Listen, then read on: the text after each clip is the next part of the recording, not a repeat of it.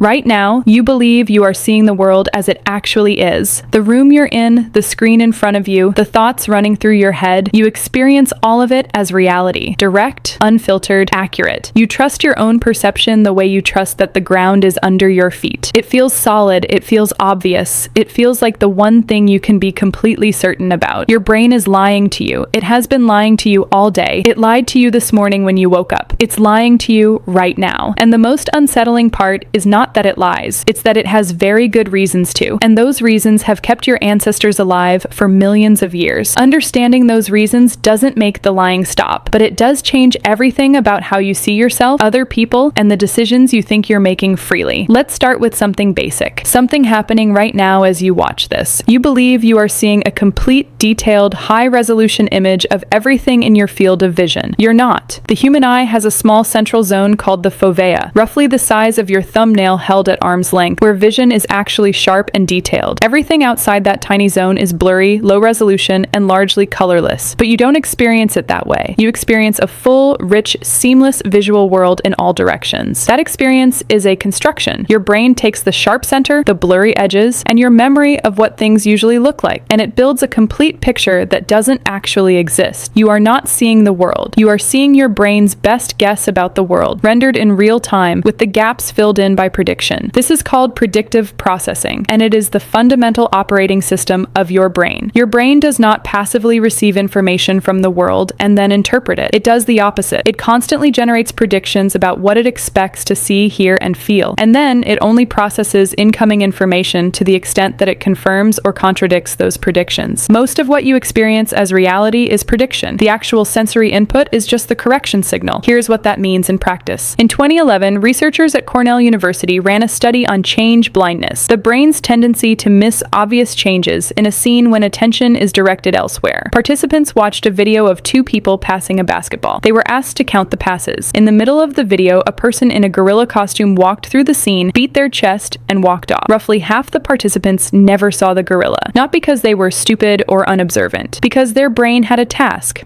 count passes, and it was so efficiently filtering everything irrelevant to that task that a person in a gorilla suit simply didn't make it through. This is not a glitch. This is the system working exactly as designed. A brain that processed every single piece of sensory information equally would be overwhelmed within seconds. The filtering is survival, but the filtering also means you are constantly missing things you are completely certain you didn't miss, and it goes much deeper than vision. There is also the matter of time. You experience yourself as living in the present moment, reacting to things as they happen in real time. But your brain actually operates on a slight delay. Neuroscientist Benjamin Libet ran a now famous series of experiments in the 1980s in which he measured brain activity in people who were asked to move their wrist whenever they felt like it and note the exact moment they decided to move. What he found disturbed psychologists and philosophers for decades afterward. The brain showed electrical activity preparing for the movement, called the readiness potential, roughly half a second before the person reported consciously deciding to move. The decision showed up in the brain before it showed up in consciousness, which raises a question that nobody has fully answered. If your brain is preparing the action before you consciously decide to take it, who exactly is making the decision? The feeling of free will, the sensation that you are the author of your own choices in real time, may itself be something the brain constructs after the fact, a story it tells you about a decision that was already in motion before you were aware of it. Your memory, the thing you rely on to know who you are, what happened to you, what you've done, and what's been done to you, is not a recording. It is a reconstruction. Every single time you remember something, your brain rebuilds that memory from scratch, using the original fragments plus everything you've learned and felt and experienced since, which means every time you remember something, you are also subtly rewriting it. Psychologist Elizabeth Loftus spent decades demonstrating this in experiments that should have permanently changed how we think about human memory. In one of her most famous studies, she was able to implant entirely false memories into participants simply by asking them leading questions about events that never happened. Participants didn't just say they remembered things they didn't. They described them in vivid emotional detail. They were completely certain, and they were completely wrong? This is why eyewitness testimony, which courts treated as gold standard evidence for centuries, has been found to be one of the least reliable forms of evidence in criminal justice. The Innocence Project, which uses DNA evidence to exonerate wrongfully convicted people, found that in over 70% of wrongful conviction cases they reviewed, mistaken eyewitness identification was a contributing factor. People went to prison for decades because another person was absolutely certain they saw something that their brain had, in good faith, gotten completely wrong. Here is the twist that makes this personal. You are not a neutral observer of your own life. You are the most biased possible observer. Your brain runs something called the self-serving bias almost constantly, a tendency to attribute your successes to your own skill and character, and your failures to external circumstances or other people. When you do well on something, it's because you're capable. When you do badly, it was the situation, the timing, the other people involved. Studies show this bias operates even when people are explicitly aware of it and trying to correct for it. You cannot think your way out of it. It is baked into how the brain assigns cause and effect to protect your self-image. Alongside that runs the confirmation bias, the tendency to notice, remember, and give more weight to information that confirms what you already believe, and to discount or forget information that contradicts it. This is not a personality flaw that some people have and others don't. It is a universal feature of human cognition,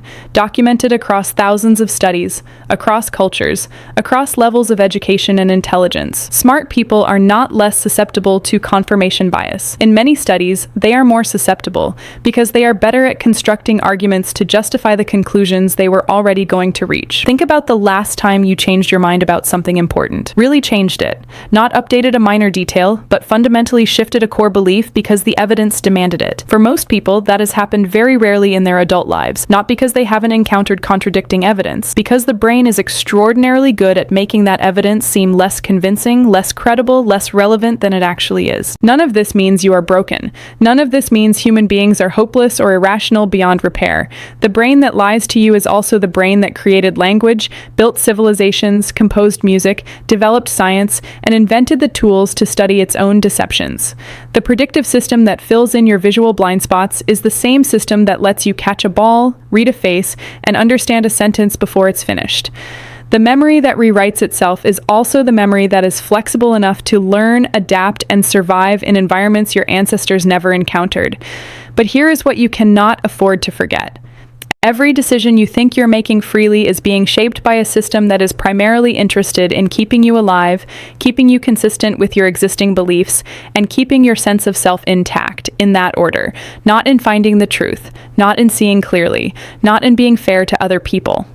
Those are things you have to fight for consciously, against a current that runs in the opposite direction every single hour of every single day. The brain lying to you is not the enemy. It is the tool. But a tool you don't understand is just an accident waiting to happen. You started watching this thinking you see the world as it is. You don't. Nobody does. The question is what you decide to do with that.